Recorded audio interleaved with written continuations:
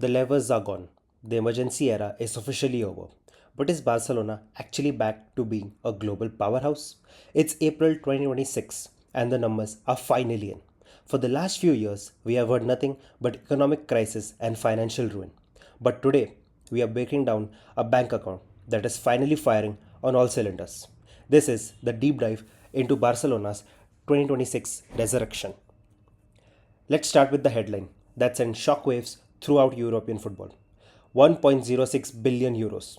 For the first time in the post Messi era, Barcelona has reclaimed its spot at the top of the global revenue rankings. This isn't lever money or selling of future assets. This is organic, sustainable growth. Commercial operations are the engine here, bringing in a staggering 631 million euros. Between the record breaking Nike renewal and the massive success of the Barca licensing and merchandising arm, the club is making more money from its brand than ever before. But the real game changer? The return to the Spotify Camp Nou. Even at partial capacity, the matchday income has surged by 29% year over year. The Giants are no longer sleeping, they are profitable.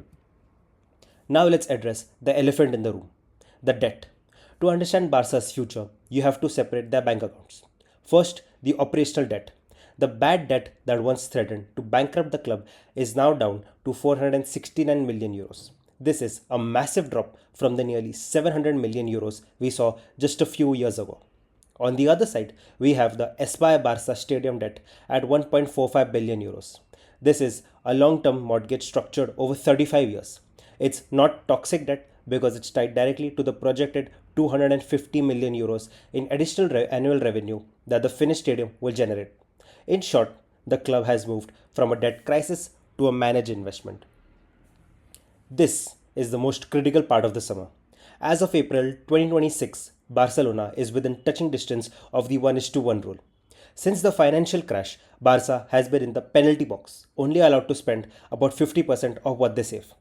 But following the March 2026 La Liga update, the club's salary cap has officially jumped to 432.8 million euros. La Liga president Javier Tebas confirmed just this week that Barcelona is on track to hit the 1:1 target by June 30th. If they hit that mark, the handcuffs come off. For every euro they earn, they can spend a euro on new signings. We are talking about a potential summer war chest of 190 million euros. So, who is the money for?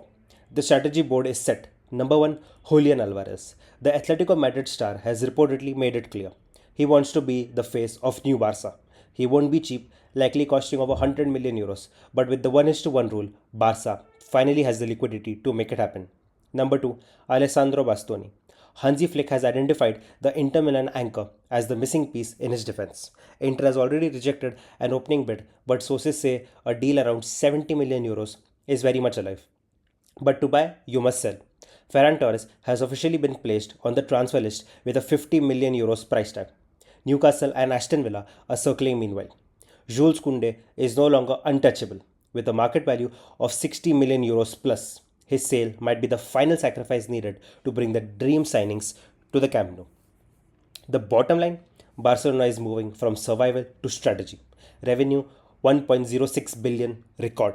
Operational debt 469 million euros manageable. Salary cap 432.8 million euros rising. The target is clear. Hit that 1:1 rule by June 30th and unleash the biggest transfer window we have seen in years. The Giants aren't just back, they're ready to dominate the market once again. But I want to hear from you. Would you sell Kunde to fund a move for Alvarez? Is Bastoni the right choice for the defense? Let me know in the comments. If you enjoyed this deep dive, smash that like button, subscribe for more Barca updates, and share this with a friend who still thinks we are broke. Visca el Barça.